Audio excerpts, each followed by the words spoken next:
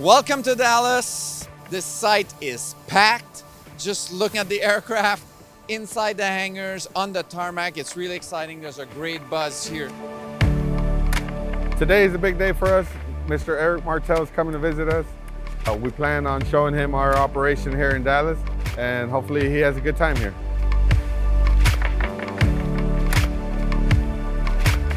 The future of Bombardier is endless at this facility because we're able to grow. We're able to bring in a lot of aircraft. It's nice to have people in line trying to get into the facility to have maintenance done. Eric Martel visiting us, it's very good. It shows that he wants to get to know his employees. So it's a very good thing.